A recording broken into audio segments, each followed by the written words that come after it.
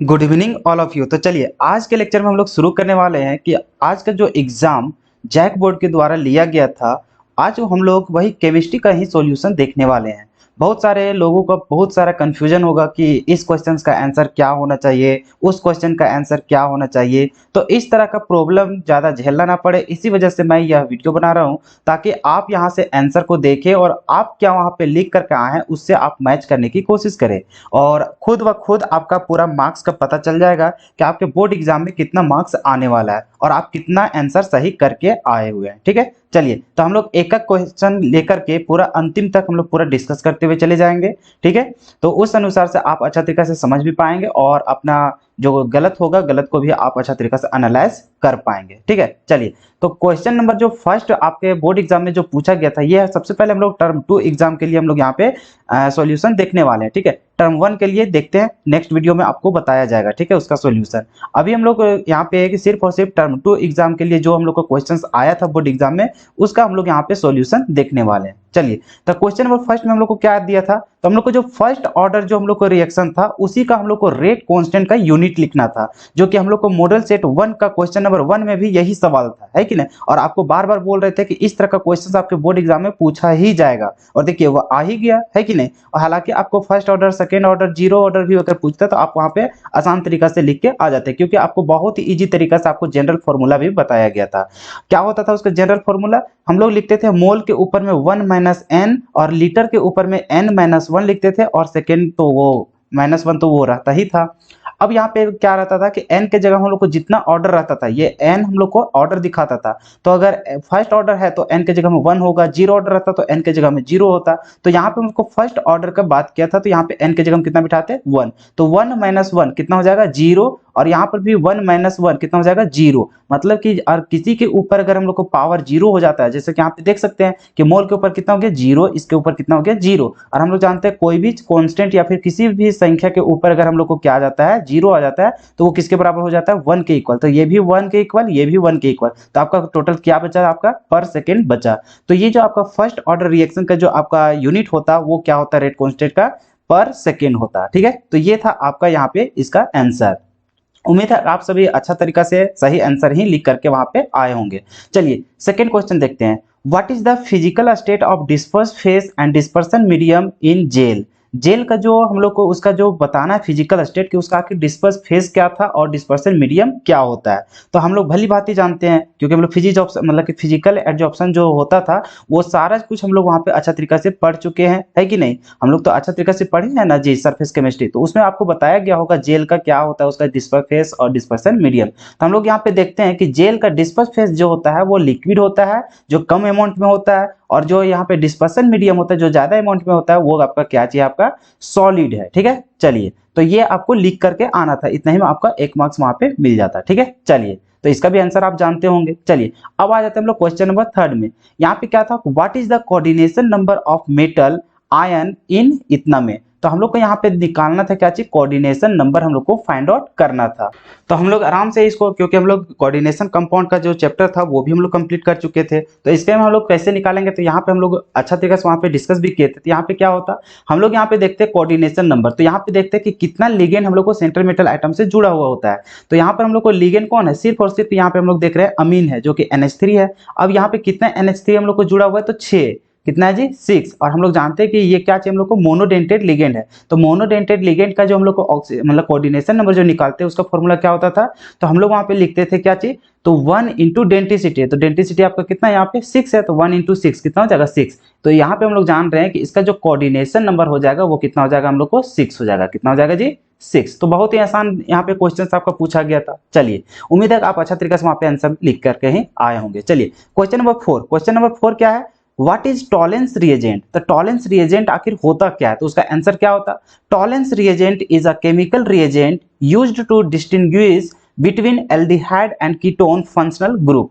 तो ये जो टॉलेंस रिएजेंट होता है वो हम लोग को एक केमिकल रिएजेंट होता है। क्या होता है, केमिकल रिएजेंट, जिसका यूज हम लोग कब करते हैं, तो उसमें हम लोग उसका यूज करते हैं एल्डिहाइड और कीटोन का जो फंक्शनल ग्रुप होता है उसको हम लोग वहां पे अंतर करने के लिए, उसके बीच में हम लोग को अंतर देखने के लिए हम लोग को मिलता है, उसको हम लोग पहचानने के लिए कि कब हम लोग वहां पे एल्डिहाइड और कीटोन है। तो उस दोनों के बीच में जो अंतर हम लोग को फाइंड आउट करना होता था, उस समय हम लोग को जो रिएजेंट का यूज करते हैं, केमिकल रिएजेंट का, उसी को हम लोग क्या बोलते हैं, टॉलेंस रिएजेंट बोलते हैं। ठीक है, तो ये इसका आंसर होता। आगे चलिए, क्वेश्चन नंबर 5 आपका क्या आया था, तो name the disease caused by the deficiency of vitamin D. Vitamin D की कमी से होने वाले जो बीमारी होता था, उसका उस एक वहां पे हम लोग को उसका नाम लिखना था। तो यहाँ पर हम लोग एनसीईआरटी बुक से यहाँ पे हम लोग आपको बताया भी गया था, जब आप वहाँ पे बायोमोलिक्यूल पढ़ रहे थे तो उसमें आपको बताया गया था। तो इसमें जो कौन कौन सा डाइजीज होता था, तो रैकेट्स होता है, और एक आपका क्या होता है, तो ऑस्टियोमालेशिया होता है। ठीक है, तो ये दो में से आप एक भी अगर लिखे होंगे तो आपका पूरा आंसर मिल जाएगा। ठीक है, वहां पे पूरा पूरा मार्क्स मिल जाएगा।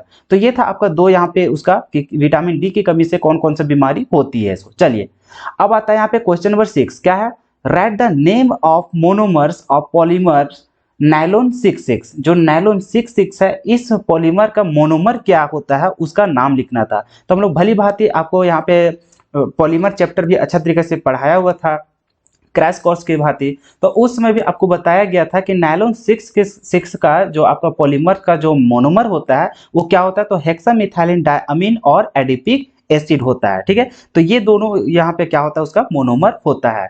ठीक है, तो आप यहाँ पे लिख कर कहीं आए होंगे। चलिए नेक्स्ट क्वेश्चन, नेक्स्ट क्वेश्चन क्या था, 7, give an example of tranquilliser. Tranquilliser का हम लोग को यहाँ पे एक एग्जांपल का नाम लिखना था। तो आप यहाँ पे देख रहे हैं 3 एग्जांपल लिखे हैं, तो 3 एग्जांपल में से कोई भी अगर एक लिख के आए होंगे तो वो आपका फुल में फुल मार्क्स मिल जाएगा। आप चाहे तो वर्नोल भी लिख सकते थे, सेकेनोल भी लिख सकते थे, या तो फिर अमाइटल भी लिख करके आ सकते थे। ठीक है, तो उम्मीद है कि आप अच्छा तरीके से कोई भी एक एग्जाम्पल लिख करके ही आए होंगे। चलिए, अब आ जाते हैं हम लोग क्वेश्चन नंबर 8 में। क्वेश्चन नंबर 8 में हम लोग को केमिकल काइनेटिक्स का यहाँ पे क्वेश्चन दिया गया था। ठीक है, अब ये क्या चाहते था क्वेश्चन, उसको देखते हैं।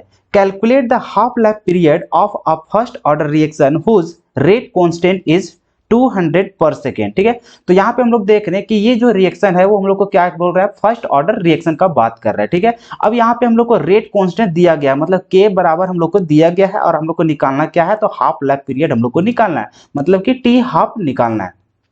तो हम लोग फर्स्ट ऑर्डर रिएक्शन के लिए चल रहे हैं। तो हम लोग यहाँ पे गिवन में जो दिया हुआ था, क्या दिया हुआ था, के बराबर, यही तो हम लोग को रेट कांस्टेंट है, तो के बराबर दिया हुआ था 200 पर सेकेंड हम लोग को दिया हुआ था। अब हम लोग को निकालना क्या था, टी हाफ निकालना था। तो हम लोग जानते हैं कि फर्स्ट ऑर्डर रिएक्शन का जो टी हाफ का जो फॉर्मूला होता था वो क्या होता था, तो टी हाफ बराबर होता था 0.693 अपॉन में के होता था। ठीक है, तो हम लोग को क्या करना था, सिर्फ यहाँ पे हम लोग को के का वैल्यू बैठाना था और सॉल्यूशन करके आंसर लाना था। तो हम लोग यहाँ पे क्या किए, के जगह में जो उसका वैल्यू था 200, तो 200 यहाँ पे हम लोग बिठाए। ठीक है, अब ये दोनों को हम लोग यहाँ पे हल किए, तो हल करने के बाद आपका आंसर इतना आता है। ठीक है, अब इसी को हम लोग क्या करते हैं, दशमलव में यहाँ पे लेते हैं एक डिजिट के बाद, मतलब कि एक संख्या के बाद हम लोग यहाँ पे लाने की कोशिश करते हैं। तो यहाँ पे जो पॉइंट था, पॉइंट हम लोग यहाँ पे 3 के बाद लाने की कोशिश किए, तो वहां पे जैसे शिफ्ट करेंगे तो उसमें हम लोग को क्या लगाना पड़ेगा, तो 10⁻³ लिखना पड़ेगा। ठीक है, तो ये था आपका टी हाफ निकालने का फॉर्मूला, और इस तरह से आपका आंसर निकलता है। ठीक है, तो अगर आप इतना आंसर लाए होंगे तो आपका पूरी अच्छा आंसर है, आपका पूरा करेक्ट है, आपका फुल में फुल मार्क्स यहाँ पे मिल जाएगा। ठीक है, चलिए अब चलते हैं हम लोग नेक्स्ट क्वेश्चन में। नेक्स्ट क्वेश्चन क्या है, ये भी बहुत आसान था, ये हम लोगों के मॉडल सेट में ही दिया हुआ था। क्वेश्चन क्या था, differentiate between physics option and chemistry option. हम लोग को फिजिक्स ऑप्शन और केमिस्ट्री ऑप्शन में यहाँ पे हम लोग को डिफरेंशिएट करना है। ठीक है, दोनों में हम लोग को बताना है कि ये दोनों हम लोग को क्या क्या अंतर मिलता है। चलिए, तो फिजिक्स ऑप्शन और केमिस्ट्री ऑप्शन में यहाँ पे हम लोग देखते हैं, आपको तो यहाँ पे बहुत पहले ही बता दिया गया था, और चाहे तो आप यहाँ पे आंसर सिर्फ देखिए, क्योंकि यहाँ पे डिस्कस करने से कोई फायदा नहीं है। आप यहाँ पे देख लीजिए सिर्फ आंसर कि क्या होता सो। ठीक है, अगर आप सीखना भी चाहें तो वहाँ पे केमिकल, मतलब वहाँ जो हम लोग मॉडल सेट सॉल्यूशन किए थे वहाँ पर भी आपको बताया गया था। उम्मीद है कि आप वहाँ पे अच्छा तरीके से सीख पाए होंगे। तो आपको इस तरह का आंसर यहाँ पे लिख करके आना था। अगर आप इस तरह से आंसर लिख के आए होंगे तो आपको फुल में फुल मार्क्स वहाँ पे मिल जाएगी। ठीक है, चलिए, तो आप यहाँ पे अच्छा तरीके से देख लीजिएगा क्या आप गलत किए हैं और क्या आप वहाँ पे सही लिख करके आए हैं या नहीं लिख के आए हैं। ठीक है, चलिए, तो फिर हम लोग आते हैं नेक्स्ट क्वेश्चन। नेक्स्ट क्वेश्चन आपका क्या है, तो क्वेश्चन नंबर 10। क्वेश्चन नंबर 10 बोल रहा था कि यूजिंग IUPAC नॉर्म्स राइट फॉर्मूले ऑफ द फॉलोइंग। यहाँ पे हम लोग को IUPAC नेम लिखा हुआ था, इसका हम लोग को क्या लिखना था, फॉर्मूला लिखना था कि यहाँ पे तीनों का जो IUPAC नेम था, तीनों का क्या क्या हम लोग को फॉर्मूला होगा। तो चलिए एक एक करके हम लोग डिस्कस करते हैं। ठीक है, जैसे कि फर्स्ट में हम लोग को क्या है, तो टेट्रा हाइड्रोक्सो, फिर क्या है, जिंकेट है, तो इसका हम लोग को क्या होता। तो सबसे पहले हम लोग लिखते हैं, यहीं पे सॉल्यूशन कर देते हैं। ठीक है, सबसे पहले हम लोग जानते हैं कि ये हम लोग को कहाँ पे है। तो अगर हम लोग यहाँ पे देखते हैं सेंट्रल मेटल एटम से पहचानने की कोशिश करते हैं, तो यहाँ पे क्या हम लोग को जिंक नहीं है, बल्कि हम लोग को क्या है, जिंकेट है। क्या चाहिए हम लोग को, जिंकेट। तो इसका कहने का मतलब क्या है, तो जिंकेट हम लोग कब लिखते थे, जब ये हम लोग को अनायनिक पार्ट में रहता था। ठीक है, तो अनायनिक पार्ट में तो सबसे पहले हम लोग क्या करते हैं, उतना लोड नहीं लेते हैं। ठीक है, हम लोग पहले स्क्वायर ब्रैकेट के अंदर इसको लिखने की कोशिश करते थे। अब हम लोग को यहाँ पे पता चल गया सेंट्रल मेटल एटम हम लोग को क्या है, तो ये हम लोग को जिंकेट है। इसका कहने का मतलब है कि यहाँ पे हम लोग को क्या हो जाएगा, जिंक होगा, तो जेडन हो जाएगा। ठीक है, यहाँ तो कोई दिक्कत नहीं। अब हम लोग लिखते हैं कि उसका लिगेंड का, हम लोग को जो हम लोग पहले ही सीख चुके हैं कि नहीं, कि कैसे हम लोग उसका आईयूपीएसी नेम लिखते थे और उसका हम लोग कैसे वहाँ पे फॉर्मूला लिखते हैं। ये सारा चीज आपको कोऑर्डिनेशन कंपाउंड चैप्टर में बताया जा चुका है। तो यहाँ पे हम लोग शॉर्ट में यहाँ पे सिर्फ आंसर लिखने की कोशिश करते हैं। ठीक है, चलिए, तो जिंकेट का यहाँ पे जेडन लिख लिए। अब यहाँ पे हम लोग क्या लिखेंगे, तो यहाँ पे देख रहे हैं हम लोग को लिगेंड क्या है, तो हाइड्रोक्सो है, मतलब कि OH है। ठीक है, तो यहाँ पे हम लोग लिख देंगे क्या चीज, OH हो जाएगा। ये हो गया हम लोग हाइड्रोक्सो। अब यहाँ पे हम लोग को क्या है, तो टेट्रा है। ये हम लोग को क्या है, हम लोग को टेट्रा यहाँ पे लिखा हुआ है। तो टेट्रा के लिए हम लोग यहाँ पे क्या लिखते हैं, तो यहाँ पे हम लोग को 4 लिखना पड़ेगा। ठीक है, तो ये हो गया हम लोग को। चलिए, तो ये आपका यहाँ पे हो जाता इसका ऑक्सीडे, मतलब कि अब यहाँ पे देखिए ब्रैकेट में जो दिया हुआ रहता था, ये हम लोग को क्या था, ऑक्सीडेशन स्टेट रहता था। ऑक्सीडेशन स्टेट यहाँ पे +2 रहता, क्या चीज हो जाएगा, जिंकेट के ऊपर, मतलब कि +2 यहाँ पे हो जाएगा। और जबकि हम लोग यहाँ पे बता चुके हैं कि ये हम लोग को कहाँ था, अनायनिक पोर्शन में था। अनायनिक पोर्शन में है तो इसी चलते इसका ऑक्सीडेशन स्टेट हम लोग को 2 लाना है। तो इसी वजह से हम लोग को इसके ऊपर जो हम लोग को लिखना पड़ता है, वो हम लोग को कितना लिखना पड़ता है, -2 लिखना पड़ेगा। तभी इसका ऑक्सीडेशन स्टेट भी हम लोग को क्या निकल पाएगा, 2 निकल पाएगा। अगर आप अच्छा तरीका से ऑक्सीडेशन स्टेट निकालना जानते होंगे तो यहाँ पे निकाल के देख सकते हैं। तो आपका जो पूरा अच्छा तरीका से जो फॉर्मूला होता है वो हम लोग को ये होता है। ठीक है, चलिए, फिर हम लोग देखते हैं सेकंड नंबर क्वेश्चन। देखिए, अगर आपको ये चीज निकालने में प्रॉब्लम है तो मैं इसमें किसी तरह का भी हेल्प नहीं कर सकता, क्योंकि इसके लिए मैं बार बार आपको बोल रहा था कि मैंने अपने चैनल में कोऑर्डिनेशन कंपाउंड का लेक्चर बना चुका था पहले ही। अगर आप उसको पहले ही देख चुके रहते तो आपको इस तरह का यहाँ पे कंफ्यूजन नहीं होता, अगर आपको गलत होने की चांसेस भी नहीं होती। जो जो बच्चे हमारे लेक्चर को फॉलो किए होंगे उन्हें तो एकदम कोई भी क्वेश्चन में किसी तरह का प्रॉब्लम तो हुआ ही नहीं होगा। ये सारा चीज तो आप वहाँ पे चुटकी में बना के निकल गए होंगे। तो यहाँ पे कैसे -2 लग गया, ये तो आधा से ज्यादा बच्चों को पूरा कंफ्यूज हो गए होंगे कि आखिर ये हुआ कैसे। लेकिन अगर आप अच्छा तरीके से वहां पे फॉलो किए हुए रहते तो आपको समझ में आता कि वहां पे आखिर क्यों होता है। ठीक है, तो अभी एक्सप्लेन करना उतना पॉसिबल नहीं है। अगर आप देखना ही चाहते हैं तो आप हमारे वहां पे वीडियो में देख सकते हैं जाकर के। ठीक है, चलिए, फिर बी नंबर में क्या है, हम लोग को हेक्सा अमीन कोबाल्ट 3 है, फिर यहाँ पे सल्फेट लिखा हुआ है। तो इसका हम लोग को क्या हो जाता है फॉर्मूला, तो हम लोग यहाँ पे देख रहे हैं मतलब हम लोग को सेंट्रल मेटल एटम क्या है, हम लोग को कोबाल्ट। तो कोबाल्ट के लिए यहाँ पे हम लोग क्या लिखेंगे, CO लिखेंगे। ठीक है, अब लिगेंड का नाम, तो लिगेंड का नाम यहाँ पे देख रहे हैं हम लोग को क्या चाहिए, अमीन है। तो अमीन के लिए हम लोग जानते हैं कि यहाँ पे हम लोग को क्या लिखते थे हम लोग NH3 लिखते हैं। क्या चीज लिखते हैं, NH3। अब यहाँ पे हम लोग देख रहे हैं ये हम लोग को कितना है, हम लोग को इधर दिया हुआ तो हेक्सा लिखा हुआ है। हेक्सा कहने का मतलब यहाँ पे हम लोग को क्या हो जाएगा, 6 हो जाएगा। ठीक है, तो ये हो गया हम लोग को कटायनिक पार्ट का। ठीक है, अब यहाँ पे हम लोग को सल्फेट है, तो सल्फेट यहाँ हम लोग को बाहर लिखना है, तो इधर हम लोग को क्या हो जाएगा, तो SO4 हो जाएगा। क्या है, हो जाएगा SO4। तो ये हो गया हम लोग को करेक्ट आंसर हो गया। क्या हो गया, ये हम लोग को करेक्ट आंसर हो गया। चलिए, आगे हम लोग यहाँ पे चर्चा करते हैं, आगे चर्चा करते हैं। लेकिन अगर बहुत लोग क्या हुआ होगा ना कि इतना ही लिख करके निकल गए होंगे, तो इतना अगर लिख करके आए हैं भैया तो आपका पूरी आंसर गलत हो जाएगा। मैं बार बार आप सभी को यहाँ पे मतलब इंडिकेट कर रहा था जिस समय मैं कोऑर्डिनेशन कंपाउंड चैप्टर पढ़ा रहा था कि इस तरह का क्वेश्चन में आप बहुत ज्यादा उलझ जाएंगे। क्योंकि अगर आप वहां पे देखे हुए रहते तो आपको पता चलता कि यहाँ पे जैसे अभी लिखने वाला हूँ, यहाँ पे 2 लिखूंगा और यहाँ पे क्या लिखूंगा, यहाँ पे 3 लिखूंगा। तो बहुत ज्यादा लोगों को यहाँ पे कंफ्यूजन कि आखिर ये हुआ कैसे। तो भैया हुआ कैसे, इसके लिए तो आपको चैप्टर पढ़ना होगा। तो आप अगर अच्छा तरीके से चैप्टर को पढ़े नहीं है, फॉलो नहीं किए मेरे वीडियो को, तो आप तो अच्छा तरीके से सीखे नहीं होंगे। तो ऐसे तो आपको उम्मीद है कि बहुत सारे लोगों को यहाँ पे कंफ्यूजन हुआ होगा और बहुत सारे इस क्वेश्चंस को गलत करके ही आए होंगे, फर्स्ट वाला भी और सेकंड वाला भी। अब देखते हैं हम लोग थर्ड वाला भी आप सही बना के आए हैं या फिर नहीं बना के आए हैं, क्योंकि ये भी क्वेश्चंस आपको घुमाएगा थोड़ा सा। आपको समझ में आ रहा है कि कैसे कैसे हो रहा है। अभी इसको एक्सप्लेन करना पॉसिबल नहीं है। अगर आप मेरे वीडियो को देखे होंगे तो आपको पूरा रीजन पता चला होगा कि आखिर हम इस तरह से क्यों यहाँ पे दिए हुए हैं। ठीक है ना, हम लोग जानते हैं कि यहाँ पे जो हम लोग को रहता है, तो हम लोग को क्या होता था ना कि जब भी हम लोग यहाँ पे फॉर्मूला के अनुसार जब हम लोग आईयूपीएसी नेम लिखते थे, तो यहाँ पे जो हम लोग को सबस्क्रिप्ट रहता था जो नीचे आपका 2 3 दिख रहा है, तो इसमें हम लोग को जब कॉमन आयन का रहता था ना, उस समय हम लोग उसका डिफाइन वहाँ पे नहीं कर पाते थे। तो हम लोग को सही आंसर कब कैसे होगा उसके लिए आपको यहाँ पे कंफ्यूजन होते ही रहेगा। अगर आप अच्छा तरीके से पढ़े तो आपको रीजन पता चल जाएगा। ठीक है, चलिए, तो हम लोग उतना करते नहीं, हम लोग आगे चलते हैं। अब देखिए यहाँ पे जो नेक्स्ट क्वेश्चन क्या था आपका, नेक्स्ट क्वेश्चन आपका था डाई अमीन डाइक्लोराइडो प्लेटिनम 2 है, ठीक है। अब इसका क्या लिखते हैं, सबसे पहले फिर इसका हम लोग क्या लिखेंगे, तो स्क्वायर ब्रैकेट के अंदर लिखेंगे। अब देखिए सेंट्रल मेटल आइटम में आपका क्या चाहिए, प्लेटिनम है, तो प्लेटिनम के लिए आपको क्या लिखना पड़ता था, पीटी लिखेंगे, यहाँ तक कोई दिक्कत नहीं। अब यहाँ पे देखिए लिगेंड आपका क्या चाहिए यहाँ पे, तो यहाँ पे हम लोग देख रहे हैं कि क्लोराइडो भी है और आपका क्या चाहिए, अमीन है, ठीक है। तो अमीन भी आपको यहाँ पे फॉर्मूला लिखने में आगे पीछे किसी तरह से लिख सकते हैं। चलिए हम लोग सीरियल से ही लिखते हैं। पहले आपका क्या चाहिए, यहाँ पे अमीन है, तो अमीन के लिए हम लोग जानते थे कि इसका फॉर्मूला क्या हो जाता था, NH3 हो जाता था। अब इसका सबस्क्रिप्ट के रूप में यहाँ पे क्या लिखा हुआ, तो डाई, तो डाई के लिए यहाँ पे क्या हो जाएगा, 2 हो जाएगा। आगे देखिए यहाँ पे क्या है, क्लोराइडो, तो क्लोराइडो के लिए हम लोग क्या लिखते हैं, Cl लिखेंगे। अब यहाँ पे देख रहे हैं कि क्या है उसका सबस्क्रिप्ट के रूप में, तो डाई लिखा हुआ, तो इसका मतलब कि Cl कितना होगा, 2 होगा, ठीक है। तो ये हम लोग को हो गया, इसका हम लोग को क्या चाहिए, तो ये इसका हम लोग को फॉर्मूला हो गया, ठीक है। तो इस तरह से हम लोग को लिखना था इसका 10 नंबर क्वेश्चन का। तो अगर इस तरह का आप वहां पे फॉर्मूला लिख करके आए हैं तो आपका पूरी यहाँ पे आंसर मतलब कि पूरी मार्क्स मिल जाएगा। अगर किसी तरह का आप यहाँ पे छेड़छाड़ किए होंगे तो आपका पूरी खत्म हो जाएगा, ठीक है। क्योंकि एक मार्क्स का तो क्वेश्चन ही रहता है, एक अगर गलत कर दिए कहीं भी, अगर सबस्क्रिप्ट देने में या फिर कहीं आपका चार्ज देने में, किसी तरह से अगर फॉर्मूला लिखने में भी अगर मिस्टेक हुआ होगा तो आपका एक भी नंबर नहीं मिलेगा, इतना आप जान लीजिए, ठीक है। ये सारा चीज मैं पहले ही आपको निर्देश देते आ रहा था, जिस समय आपका मॉडल सेट भी तैयार करवा रहा था, जिसमें आपको अच्छा तरीका से वहां पे कोऑर्डिनेशन कंपाउंड का एक्सप्लेन कर रहा था। लेकिन आप तो वहां पे सुने नहीं हमारी बातों को, और यहाँ पर आके गलती तो कर ही बैठे, है कि नहीं। लेकिन उतना भी नहीं, जो हमारे वीडियो को फॉलो किए होंगे वो जरूर सही करके ही आए होंगे। चलिए फिर हम लोग नेक्स्ट क्वेश्चन को देखते हैं।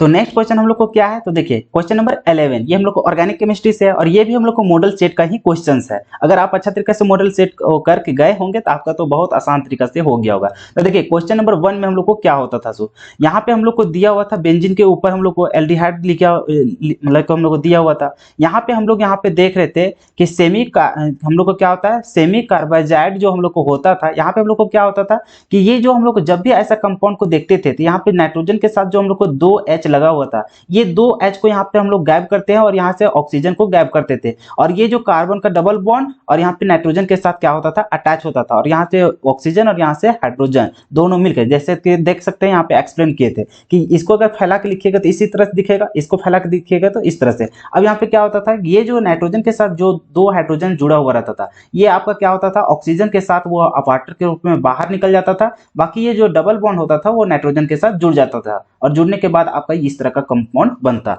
और यही आपका प्रोडक्ट यहाँ पे लिखना होता, ठीक है। तो इस तरह का क्वेश्चन आपको वहां पे मॉडल सेट में भी यहाँ बताया गया था रीजन के साथ, ठीक है। चलिए अब सेकेंड वाला में क्या था, तो इस तरह से था। अब यहाँ पे देखिए इसमें हम लोग को कि एनिलीन था, एनिलीन को हम लोग क्या कर रहे थे, तो Br2 के साथ हम लोग यहाँ पे रिएक्शन कर रहे थे। तो जैसे हम लोग Br2 के साथ रिएक्शन कराते तो हम लोग को क्या बन जाता है, तो हम लोग को 2,4,6 ट्राई ब्रोमोफिनाइल अमीन हम लोग को बनता है, ठीक है। और साथ में हम लोग को 3 गो HBr भी बाहर हम लोग को निकलता है। तो आपका ये इसका जो आंसर होता है वो हम लोग को प्रोडक्ट ये वाला हम लोग को लिख करके आना था।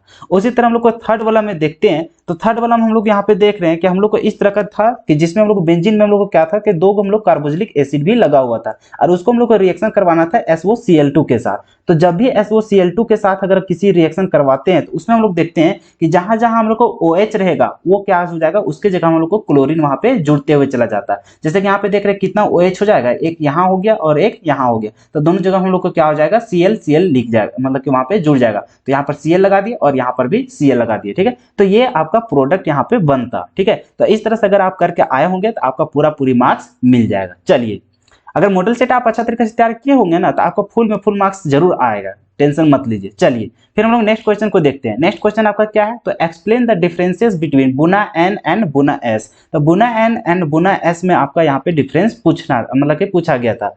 तो देखिए ये क्वेश्चन मैं कहीं भी आपको डील नहीं करवाया था, तो टेंशन नहीं लीजिए, क्योंकि यहाँ पे अगर ये क्वेश्चन भी अगर आपसे नहीं बनता, हालांकि मैं डिस्कस किया हूँ लेकिन आपको डिफरेंस यहाँ पे नहीं लिखवाया था कहीं भी, क्योंकि मैं जब भी वहाँ पे पॉलीमर भी चैप्टर पढ़ाया अलग से तो वहाँ पे आपको इसका डिस्क्राइब नहीं किया गया था इसके बीच में वहाँ पे डिफरेंस। लेकिन बुना एन क्या है, बुना एस क्या है, इसके बारे में वहाँ पे डिस्कस किया गया था। अगर आप ये क्वेश्चन को भी छोड़ भी देते तब भी तो आप सारा क्वेश्चन बना सकते थे, थोड़ी ना वहाँ की पूरी क्वेश्चन को हम लोग बनाना था। उसमें हम लोग को ऑप्शन भी था, 5 में से 3 बनाना था, है कि नहीं, इस तरह से क्वेश्चन वहाँ पे बनाना था। तो टेंशन मत लीजिए, इसको भी हम लोग यहाँ पे डिस्क्राइब करने की कोशिश करते हैं। तो देखिए आपको कुछ करना नहीं था, अगर आप अच्छा तरीके से वहाँ पढ़े होते ना बुना एन और बुना एस, जहाँ पे मैं पॉलीमर्स में भी डिस्क्राइब किया था, तो आपको सिर्फ उसी तरह से डिटो वहां पे छाप के आना था, तो आपको पूरा पूरी मार्क्स मिल जाता। जैसे कि आप वहां पे देखते कि बुना एस जैसा लिख देते और वहां पे उसका मोनोमर लिखते, तब बुना एस का मोनोमर क्या होता था तो वो आप लिख लेते, उसके बाद उसका स्ट्रक्चर थोड़ा सा बना लेते, ठीक है। अब कैसे उसका प्रिपरेशन करते, तो उस तरह से आपको यहाँ पे देख रहे हैं उसका मोनोमर है और वहां पे हम लोग को क्या करते थे, उस तरह से आपका वहां पे बुना एस निर्माण होता था। तो आपको क्या करना था, तो आपको वहां पे मोनोमर लिखना था, वो उसका प्रिपरेशन कैसे करते हैं उसका वहां पे क्या करना था, आपका रिएक्शन लिख करके आना था। उसके बाद उसका यूज, तो यूज आपका क्या क्या होता है वहां पे बुना एस का, उसको अगर आप लिख लेते तो ये आपका 3 पॉइंट इधर से हो गया, 3 पॉइंट इसका हो जाएगा बुना एन का। उसी तरह से बुना एन का मोनोमर क्या क्या होता है उसको लिखना था। उसके बाद उसका क्या करना था, तो उसका यहाँ पे हम लोग को कैसे उसका रिएक्शन होता है सो, और उसका यहाँ पे यूज लिखना था, ठीक है। तो यूज थोड़ा सा यहाँ पे ऊपर चल गया, कॉपी पेस्ट किए हैं, ठीक है। तो ये सारा चीज वहां पे आप देख सकते हैं पॉलीमर्स चैप्टर में, ठीक है ना। यूजेस में क्या है आपका oil seals and tank lining में यहाँ पे यूज होता है, ठीक है। तो इस तरह से आपको लिखना था यहाँ पे, और आपका क्या मिलता, 3 में 3 मार्क्स मिल जाता, ठीक है। तो आपको यहाँ पे किसी भी तरह का टॉपिक्स मैंने छोड़ा ही नहीं था, वो उसको हम लोग चैप्टर वाइज जब रिवीजन कर रहे थे वहां पर भी डील किए हैं, बाकी जितना हम लोग को मॉडल सेट क्वेश्चन में हो पाया था वहां पर भी हम लोग डिस्कस करने की प्रयास किए थे, ठीक है। तो इस तरह से आपको लिखना था और वहां पे हम लोग को फुल में फुल मार्क्स मिल पाता।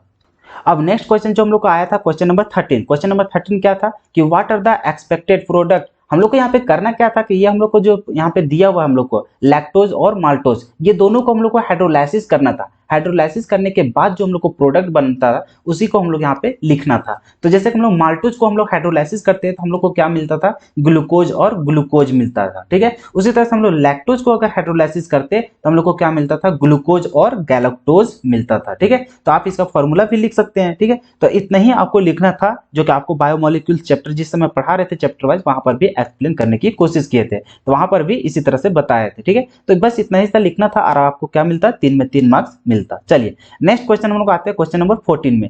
तो ये तो बहुत बार आपको बताया था, है कि नहीं, और इसका तो शॉर्ट तरीका भी आपको बताया था कि कैसे हम लोग कोई भी केमिकल सब्सटेंस को हम लोग यूज करेंगे। सो तो केमिस्ट्री इन एवरीडे लाइफ का अगर आप वीडियो देखे होंगे तो आपको तो पूरा इजी लगा होगा, ये चीज है ना, लग रहा होगा कि फोकट में आप लोग को आ गया ये नंबर, 3 मार्क्स तो इजी में आ गया होगा। तो आपको क्या पूछा था, एनाल्जेसिक्स और एंटासिड क्या होता है, इस पे आपको क्या करना था, ब्रीफली एक शॉर्ट नोट लिखना था और एक एक एग्जांपल भी देना था। तो आपको तो पता होगा कि एनाल्जेसिक्स होता क्या है और एंटासिड होता क्या है, तो आप देख सकते हैं, पढ़ सकते हैं, ठीक है। चलिए ये सारा चीज हम लोग क्या किए थे मॉडल सेट में भी वहां पे बताया गया है, इस चलते ज्यादा हम लोग फिर से रिपीट नहीं कर रहे, ठीक है ना। आप यहाँ पे आंसर से मैच कर सकते हैं। चलिए नेक्स्ट क्वेश्चन हम लोग देखते हैं क्वेश्चन नंबर 15। ये थोड़ा सा लगा होगा कि हाँ क्वेश्चन दिया गया है, ये आपका क्या कहाँ से था, केमिकल काइनेटिक्स चैप्टर से था, ठीक है। चलिए तो यहाँ पे हम लोग को न्यूमेरिकल दिया होता है, इस तरह का क्वेश्चन आपको जब चैप्टर वाइज हम लोग रिवीजन कर रहे थे वहां पर भी आपको बताया गया था। यहाँ पे क्या है, the following results have been obtained during the kinetics studies of the following reaction. यहाँ पे हम लोग को रिएक्शन दिया हुआ है 2A+B,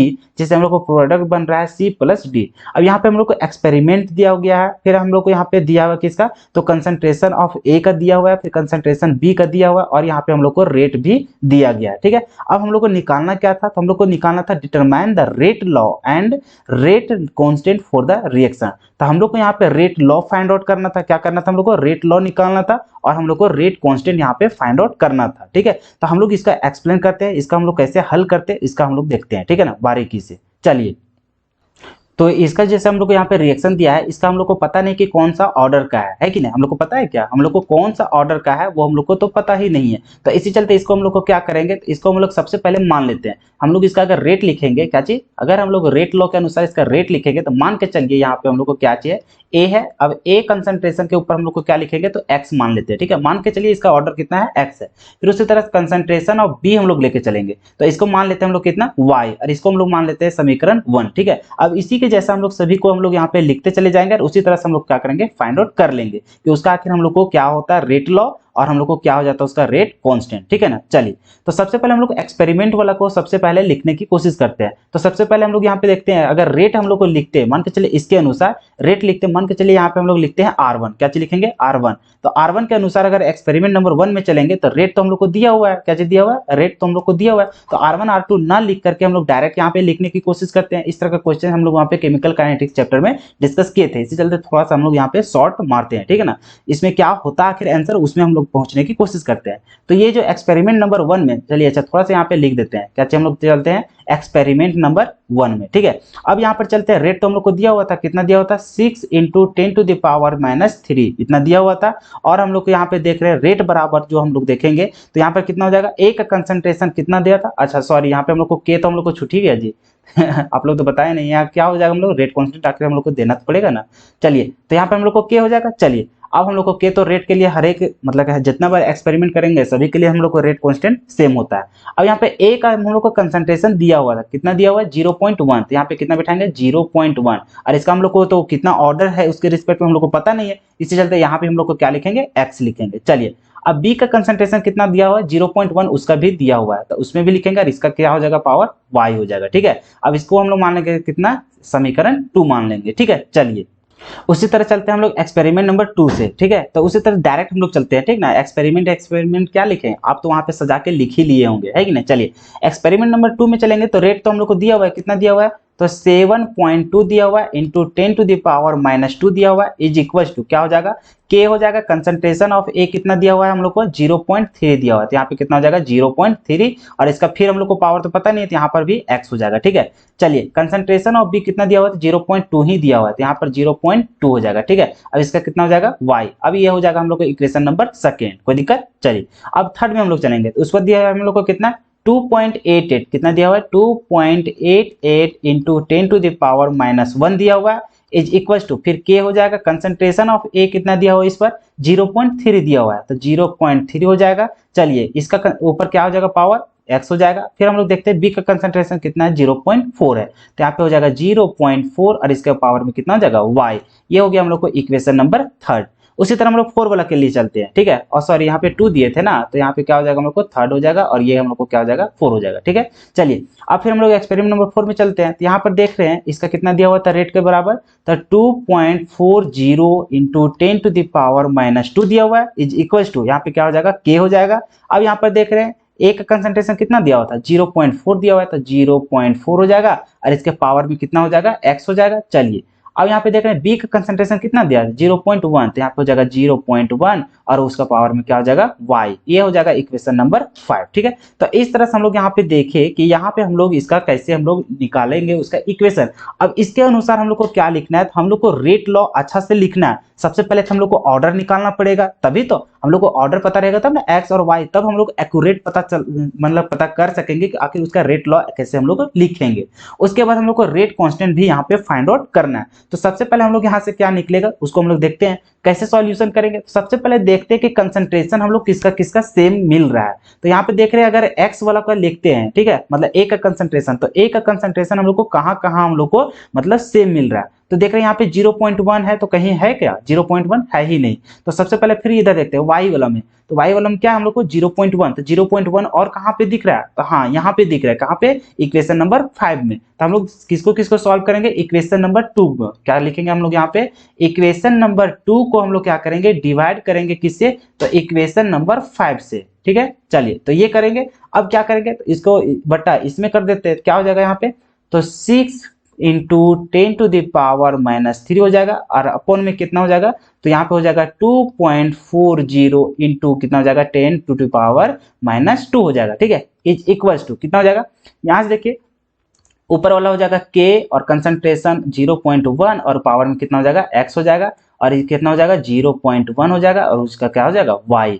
अब इसका बट्टा में कितना हो जाएगा, इक्वेशन नंबर 5 वाला में यहाँ पे है k है और यहाँ पे कितना है 0.4 है, यहाँ पे पावर x हो जाएगा, फिर इसमें कितना है 0.1 है और पावर में y हो जाएगा। ये हो गया। अब यहाँ पर देख रहे हैं कि ये दोनों कट गया, ठीक है, कट गया ना, ये दोनों कट गया। अब यहाँ पे क्या हो जाएगा, तो k से k भी कट जाएगा। चलिए कलर थोड़ा सा चेंज कर लेते हैं तब काटते हैं, तब आपको अच्छा तरीके से समझ में आएगा।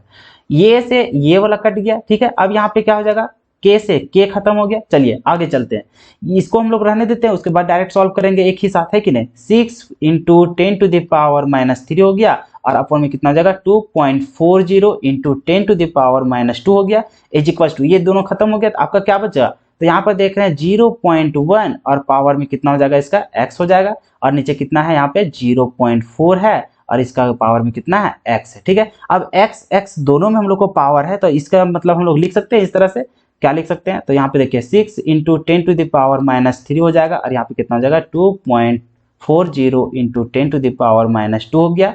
ठीक है, अब इज इक्वल टू ये क्या हो जाएगा हम लोग को, तो यहाँ पे हम लोग को हो जाएगा 0.1 और अपॉन में 0.4 और इस पूरा का हम लोग लिख सकते हैं क्या x, बिल्कुल लिख सकते हैं, है कि नहीं। चलिए अब यहाँ पे हम लोग क्या करेंगे, इसको हम लोग पहले हल करने की कोशिश करते हैं, हल करेंगे उसके बाद हम लोग को क्या होगा x का यहाँ पे वैल्यू हम लोग को मिलेगा। ठीक है, चलिए बहुत ही आसान यहाँ पे हम लोग को कैलकुलेशन दिया हुआ था। देखिए यहाँ पे पॉइंट को अगर हटाएंगे तो ऊपर चले जाएगा, मतलब क्या हो जाएगा यहाँ पे देखिए 6 इंटू 10⁻³ हो जाएगा और नीचे क्या हो जाएगा यहाँ पे देखिए अगर पॉइंट को हटाएंगे तो ये क्या हो जाएगा 24 हो जाएगा और यहाँ कितना डिजिट में हम लोग हटा रहे हैं 2 डिजिट में, कितना डिजिट में हम लोग कर रहे हैं 2 डिजिट में यहाँ पे हम लोग कर रहे हैं, तो 2 डिजिट हम लोग को कहाँ चल जाएगा ऊपर, अगर 2 डिजिट छोड़ दीजिए पॉइंट में तो हम लोग हटा ही नहीं देंगे जी, वो तो किसी तरह का मायने तो रखेगा नहीं, मतलब कि यहाँ पे क्या कर रहे हैं ये पॉइंट को हटाएंगे, ये 2 जीरो तो ऐसे भी खत्म है कि नहीं, तो हम लोग पॉइंट को हटाएंगे तो सिर्फ 4 के पहले ना हटा रहे हैं, मतलब 1 डिजिट पे हटा रहे हैं, तो ये जैसे हम लोग पॉइंट को हटाएंगे तो ऊपर क्या हो जाएगा हम लोग यहाँ पे गुना हो जाएगा कितना से 10 से हो जाएगा। ठीक है, तो नीचे हम लोग को क्या हो जाएगा 10 के पावर कितना हो जाएगा -2 हो जाएगा। किसी तरह से घबराइएगा नहीं, बहुत लोग क्या कहेंगे कि यहाँ पे 2 पॉइंट पे ना हटा रहे हैं 2 अंक के बाद, नहीं भैया, अगर आप इस तरह से अभी लिखेंगे 2.40 तो आप फिर भी लिखिएगा कितना 2.4 ही लिखेंगे, है कि नहीं, तो आप अगर पॉइंट को हटाएंगे तो कितना डिजिट पे 1 डिजिट पे हटा रहे हैं, बात समझ में आ रहा है ना, तो इसी वजह से यहाँ पे लोग 10 से मल्टीप्लाई करेंगे, बहुत सारा कुछ मतलब बहुत सारे लोगों को यहाँ पे कंफ्यूजन होती रहती है, कोई दिक्कत नहीं है ना। चलिए इतना हो गया, अब यहाँ पे कितना है 0.1 अपॉन में 0.4 हो गया, अब यहाँ पे कितना हो जाएगा x हो जाएगा। ठीक है, अब यहाँ पे देखिए 6 से क्या कट जाएगा 24 कितना बार में 4 बार में। अब यहाँ पे देखिए ऊपर भी कितना है, ऊपर हम लोग देख रहे हैं ऊपर में हम लोग को ये कितना हो जाएगा 10⁻² हो जाएगा, नीचे भी हम लोग को 10⁻² है -2, तो ये दोनों का दोनों खत्म हो जाएगा, मतलब कि आपके पास कितना बचा 1/4 बचा और इधर कितना बच गया, अगर पॉइंट पॉइंट यहाँ भी हट जाएगा तो आपका क्या हो जाएगा 1/4 हो जाएगा और यहाँ पे कितना हो जाएगा x। अब यहाँ पर देख रहे हैं अगर इसको हम लोग लिख सकते हैं इस तरह से, इसका पावर 1, किसी तरह कोई नुकसान होगा क्या, नहीं। अब हम लोग जानते हैं मैथ में छोटा मोटा क्लास में हम लोग पढ़े थे यहाँ पे कि हम लोग क्या देख रहे हैं, अगर बेस हम लोग दोनों तरफ सेम रहता है तो इसका मतलब है कि उसका पावर भी क्या होता है सेम होता है, इस अनुसार हम लोग बोल सकते हैं कि x बराबर कितना हो जाएगा 1 हो जाएगा। ठीक है, अब यहाँ पे हम लोग क्या निकाले x तो हम लोग निकल गया, मतलब कि ए कंसंट्रेशन के ऊपर जो हम लोग को ऑर्डर होगा वो हम लोग को क्या हो जाएगा फर्स्ट ऑर्डर। अब हम लोग को क्या करना है, तो y भी तो निकालना है ना, b के ऊपर आखिर कितना होगा, तो हम लोग चाहे तो यहाँ पे हम लोग डायरेक्टली निकाल सकते हैं, लेकिन अगर उतना नहीं करेंगे सबसे पहले क्या करते हैं, फिर उसी तरह से कोई इक्वेशन को देखते हैं जहाँ पे हम लोग को किसी का कंसंट्रेशन हम लोग को सेम देखने को मिलेगा। चलिए तो हम लोग यहाँ पे देख रहे हैं किसका किसका देखेंगे, चलिए थर्ड और फोर्थ में हम लोग देख रहे हैं, इसका भी हम लोग 0.3 है और यहाँ पर भी 0.3 है, तो ये हम लोग को कटेगा, तो यहाँ से हम लोग किसी तरह का कैलकुलेशन कर लेंगे। चलिए तो इक्वेशन नंबर थर्ड में अगर हम लोग चलते हैं, थोड़ा सा इधर ही हम लोग गैप लेके इधर ही हम लोग बनाने की कोशिश करते हैं ना, है कि नहीं। तो चलिए अब हम लोग किस में चलेंगे, तो हम लोग चलेंगे इक्वेशन नंबर सेकेंड को, मतलब कि थर्ड को, और उसको हम लोग क्या कर रहे हैं यहाँ पे हम लोग को डिवाइड कर रहे हैं, और किसके साथ, तो इक्वेशन नंबर 4 से, किससे कर रहे हैं हम लोग इक्वेशन नंबर 4 से।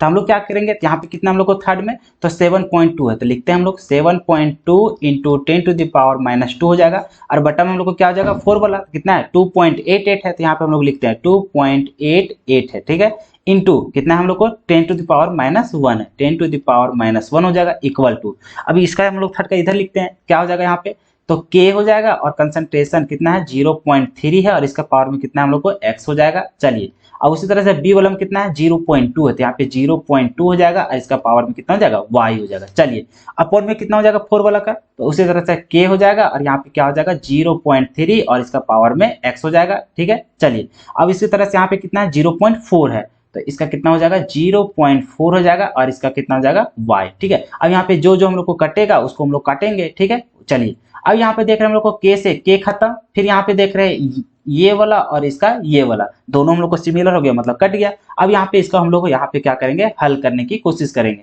तो क्या हो जाएगा, सो देखिए यहाँ पे हम लोग को क्या हो जाएगा, इसको अच्छा से सिंपल हम लोग क्या करेंगे हल करने की कोशिश करेंगे। 7.2 हो जाएगा इंटू 10⁻² हो जाएगा, नीचे कितना हो जाएगा 2.88 इंटू कितना हो जाएगा 10⁻1 हो जाएगा इज इक्वल टू। अब यहाँ पे हम लोग को क्या हो जाएगा, यहाँ पे देख रहे हैं 0.2 है और इसका भी पावर y है और यहाँ पे 0.4 है, इसका पावर भी कितना है y, तो इसके जगह हम लोग लिख सकते हैं इस तरह से, बिल्कुल लिख सकते हैं, लिख सकते हैं कि नहीं। चलिए अब हम लोग यहाँ पे देख रहे हैं कि यहाँ पे क्या हो जाएगा 7.2 और यहाँ पे कितना हो जाएगा 2.88 इंटू 10⁻² और नीचे कितना है हम लोग को 10 टू द पावर -1 इतना है। चलिए इज इक्वल टू, यहाँ पॉइंट पॉइंट खत्म हो जाएगा, मतलब कि यार 2 से 4 कटेगा तो मतलब क्या हो जाएगा 1/2 हो जाएगा, और अपॉन में कितना हो जाएगा यहाँ पे y हो जाएगा। यहाँ तक किसी तरह का कोई दिक्कत नहीं।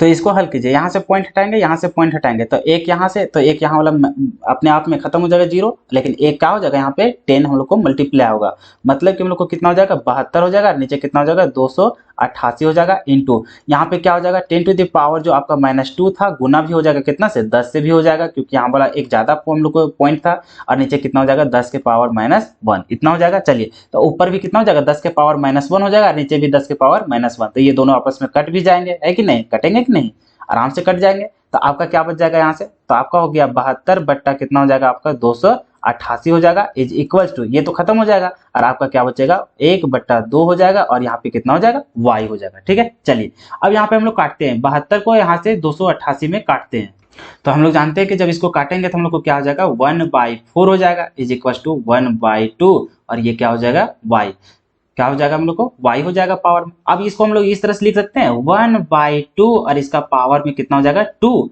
और इज इक्वल टू यहाँ पे क्या हो जाएगा 1/2, इसका पावर में कितना हो जाएगा y।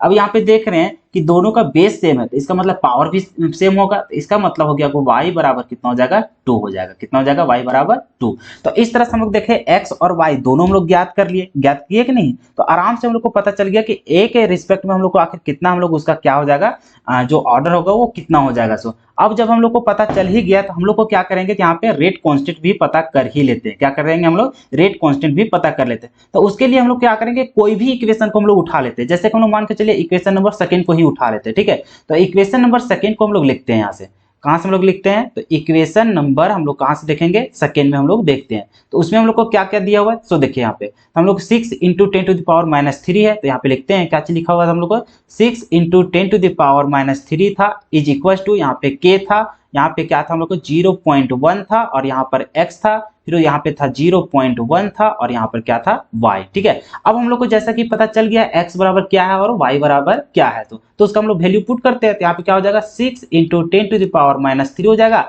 Is equal to k का मान तो हम लोग को निकालना है, पता तो है नहीं। अब आगे क्या हो जाएगा हम लोग को, तो यहाँ पे हम लोग जानते हैं तो इसके ऊपर कितना बिठाएंगे 0.1 है, तो x बराबर कितना था 1 था, तो 1 बिठा देंगे। अब यहाँ पे 0.1 हो गया, और y बराबर कितना निकल गया हम लोग को 2 निकल गया। अब इसको सॉल्व करते हैं, कितना हो जाएगा 6 × 10 टू द पावर -3 हो गया, इज इक्वल टू यहाँ पे k हो गया, और इसका पावर 1 है तो उतना ही हम लोग को लिख देंगे, मतलब 0.1 हो जाएगा, इंटू 0.1 का अगर स्क्वायर करेंगे तो आपका क्या हो जाएगा 0.01 हो जाएगा। अब यहाँ पे क्या करते हैं k बराबर हम लोग निकाल लेते हैं, k बराबर हो जाएगा कितना हो जाएगा, उधर हो जाएगा 6 × 10 टू द पावर -3 हो जाएगा, और ये आपस में मल्टीप्लाई हो जाएंगे, और मल्टीप्लाई होने के बाद क्या हो जाएगा, तो ये हो जाएगा आपका 0.001 हो जाएगा इतना, और इसका डिवाइड में आ जाएगा, ये दोनों क्या चल जाएगा, इसका पट्टा में आ जाएगा। चलिए अब यहाँ पर k बराबर अगर करेंगे तो यहाँ पर पॉइंट को हटाएंगे तो क्या हो जाएगा, यहाँ पे 6 × 10 टू द पावर -3 इंटू यहाँ पे कितना डिजिट में हटा रहे हैं 1 2 3 में, तो ऊपर हम लोग को क्या हो जाएगा 3 गो, अगर यहाँ पे हम लोग को क्या हो जाएगा 0 लग जाएगा। अब इसमें हम लोग को क्या हो जाएगा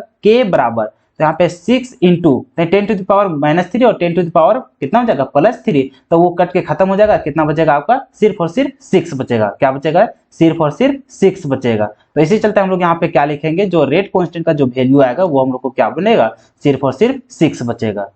तो हम लोग को यहाँ पे क्या क्या पता चल गया, तो हम लोग को ऑर्डर भी पता चल गया, और ये हम लोग को k का वैल्यू भी हम लोग को पता चल गया। और हम लोग को जो क्वेश्चन में पूछा गया था वो हम लोग को पूछा क्या गया था, तो हम लोग को पूछा था रेट लॉ लिखने के लिए और रेट कांस्टेंट को हम लोग को लिखना था। तो हम लोग यहाँ पे क्या करेंगे, बहुत ही आराम तरीके से लिख लेंगे। तो सबसे पहले हम लोग को रेट लॉ के बारे में यहाँ पे चर्चा किया, क्या चीज के बारे में, रेट लॉ के बारे में। ठीक है, तो रेट लॉ के बारे में तो हम लोग को यहाँ पे क्या लिखेंगे, तो हम लोग को ऑर्डर भी पता चल गया, तो हम लोग क्या लिखेंगे यहाँ पे, तो k लिखेंगे। ठीक है, क्या लिखेंगे k, और यहाँ पे हम लोग जान गए कि a का कंसंट्रेशन में हम लोग यहाँ पे क्या लिख रहे थे, तो x लिख रहे थे, और यहाँ पे हम लोग क्या लिख रहे थे b के कंसंट्रेशन के पावर में क्या लिख रहे थे y। और जबकि हम लोग को सारा कुछ पता चल ही गया है, तो यदि आप हम लोग यहाँ पे क्या करेंगे, k का मान यहाँ पे बिठाओ या ना बिठाओ, लेकिन जब हम लोग रेट लॉ लिखते हैं ना उस समय लोग k का वैल्यू यहाँ पे नहीं बिठाते हैं, तो इसी चलते इसको क्या करेंगे k का k ही रहने देंगे, बाकी यहाँ पे हम लोग बिठा देंगे a के ऊपर, यहाँ कितना है x बराबर हम लोग को 1 निकला था, तो 1 हम लोग रहने देंगे, बाकी यहाँ पे लिखते हैं क्या चीज b, बी के पावर कितना हो जाएगा 2, क्योंकि y बराबर कितना निकाले थे 2। तो ये हो गया हम लोग को फर्स्ट क्वेश्चन का आंसर, जो हम लोग को रेट लॉ निकालना था। बाकी हम लोग को जो रेट कांस्टेंट निकालना था, क्या चीज निकालना था हम लोग को, रेट कांस्टेंट। ठीक है, हम लोग को निकालना था रेट कांस्टेंट, जिसको हम लोग के से दिखाते हैं, और के का जो वैल्यू निकला है वो हम लोग को कितना निकला है 6। और अगर इसका यूनिट की बात किया जाए तो यूनिट तो आपको पता है, तो यूनिट हम लोग को पता है कि कैसे हम लोग निकालेंगे। तो हम लोग को सबसे पहले ऑर्डर पता चला, ऑर्डर हम लोग को क्या निकल गया, तो ऑर्डर हम लोग को निकल गया कितना जी, तो 3 निकल गया। कैसे, तो हम लोग को जो इसके ऊपर जो हम लोग को रिएक्टेंट के ऊपर जितना हम लोग को पावर रहता है, वो पावर का सम ही हम लोग क्या होता है, ऑर्डर। तो जब हम लोग को 3 पता चल गया, तो यहाँ पे हम लोग को यूनिट निकालना है। और जब भी हम लोग रेट कांस्टेंट का जब हम लोग यूनिट निकालते हैं तो हम लोग जानते थे क्या लिखते हैं हम लोग, जो पहले ही पहला नंबर में जो क्वेश्चन है वही अप्लाई हो रहा है। हम लोग क्या लिखते हैं इसकी जगह में, तो इसका जनरल फॉर्मूला होता था हम लोग को क्या चाहिए, 1 - n। और यहाँ पे हम लोग जानते थे कि लीटर के ऊपर में क्या होता था, n - 1 होता था, और यहाँ पे हम लोग को क्या होता था, पर सेकेंड होता था। तो हम लोग n के जगह में कितना हो जाएगा, 3 हो जाएगा। तो यहाँ पे हम लोग को क्या हो जाएगा, मोल हो जाएगा। और यहाँ पे देखिए n के जगह में 3 बिठाएंगे तो 1 - 3 तो कितना हो जाएगा, -2 हो जाएगा। तो यहाँ पे कितना हो जाएगा, -2 हो जाएगा।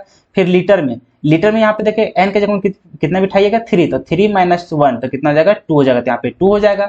अब यहाँ पे क्या हो जाएगा, पर सेकेंड हो जाएगा। तो इस तरह से हम लोग देखें कि इसका जो यूनिट होगा वो हम लोग को क्या हो जाएगा, तो इसका यूनिट होगा आपका इतना, पर मतलब कि यहाँ पे -2 हो जाएगा मोल के ऊपर, फिर आपका लीटर के ऊपर कितना हो जाएगा, 2 हो जाएगा। फिर यहाँ पे क्या हो जाएगा हम लोग को, पर सेकेंड हो जाएगा। ठीक है ना, तो इस तरह से हम लोग को क्या लिखना था यहाँ पे, रेट कांस्टेंट। अगर आप यहाँ पे यूनिट ना लिख करके सिर्फ वैल्यू ही लिख करके आए होंगे तब भी कोई दिक्कत नहीं है। तो इस तरह से आपका लॉन्ग क्वेश्चन था जो आपका क्वेश्चन बनता। ठीक है, तो इस तरह से अगर आप बनाते तो आपका 5 में 5 मार्क्स मिल जाता। ठीक है, अगर आप इस क्वेश्चन को नहीं भी टच किए हैं और भी आपका जो 3 ही क्वेश्चन बनाना था, तो 5 में से अगर 3 कोई भी क्वेश्चन अगर आप बनाए होंगे तो उसमें आपको फुल में फुल मार्क्स मिल गया होगा। लेकिन जिस बच्चे इस क्वेश्चन को टच किए होंगे तो उनको यही जैसा आपको बनाना था और आपको इतना आंसर लाना था। ठीक है, अगर इतना आंसर ला लेते हैं तो आपका पूरा फुल में फुल मार्क्स मिलेगा। ठीक है ना, चलिए, तो थोड़ा सा था ये लेवल, तो अगर मजा भी आता बनाने में, जो बच्चे अच्छा तरीके से पढ़े होंगे तो उसके लिए आसान ही होगा, और जो बच्चे एकदम नहीं पढ़े होंगे उसके लिए तो पूरा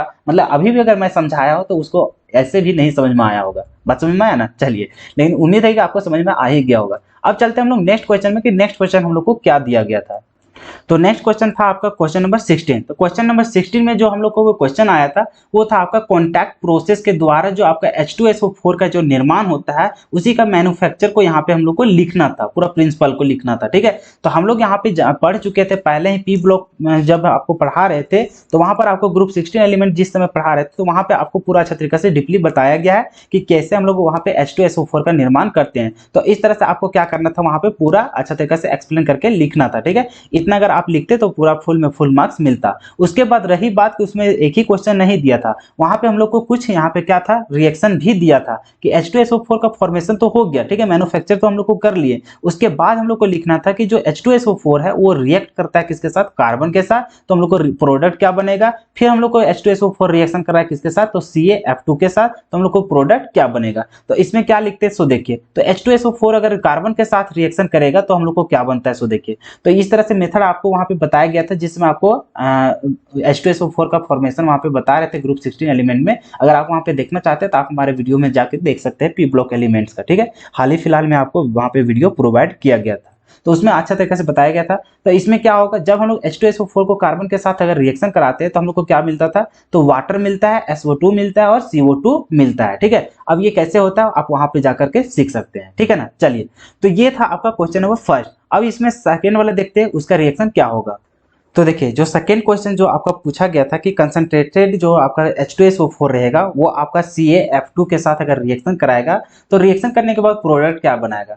तो प्रोडक्ट जो बनाता वो आपका CaSO4 बनाता और साथ ही साथ आपका क्या बनाता, तो 2 मोल आपका बनाता है HF। ठीक है ना, तो ये था आपका इसका प्रोडक्ट। तो अगर आप इतना आप लिखे होंगे तो आपका 5 में 5 मार्क्स पूरा अच्छा तरीका से मिल जाएगा। अगर आप किसी तरह से लापरवाही बरते होंगे तो आपका पूरा मार्क्स नहीं मिल पाएगा। ठीक है, तो उतना टफ पूछा नहीं गया था, इसका रिएक्शन भी बहुत आसान पूछा गया था और कॉन्टैक्ट प्रोसेस का लिखना आप तो पूरा अच्छा तरीका से पढ़ ही लिए थे, है कि नहीं। तो इस तरह से क्वेश्चन बहुत ही आसान पूछा गया था। अब बात आते हैं हम लोग क्वेश्चन नंबर 17 में कि क्वेश्चन नंबर 17 में हम लोग को जो पूछा गया था वो हम लोग को स्ट्रक्चर बनाने के लिए, तो सभी को यहाँ पे 5 क्वेश्चन पूछा गया था 5 मार्क्स में, तो सभी को यहाँ पे हम लोग डिस्कस करते हैं। जैसे कि क्वेश्चन नंबर फर्स्ट में हम लोग को क्या था, ClF3 F3 था, ठीक है। तो इसमें हम लोग चलते हैं कि ClF3 का कैसे बनाते हैं। तो हम लोग सेंट्रल एटम लिख लिए क्या चीज, क्लोरीन। अब हम लोग को पता है कि इसमें हम लोग को क्या है, तो 7 हम लोग को इलेक्ट्रॉन होता है, ठीक है, 7 इलेक्ट्रॉन होता है। अब यहाँ पे हम लोग को फ्लोरीन कितना था, 3 था। तो 3 को हम लोग क्या करते हैं, यहाँ पे फ्लोरीन को यहाँ पे जोड़ते हैं, ठीक है ना। चलिए चलिए यहाँ पे फ्लोरीन जोड़ लिए। अब हम लोग को कितना लोन पेयर हम लोग को बचता, तो यहाँ पे देख रहे हैं 1 गो और यहाँ पे कितना 2 गो।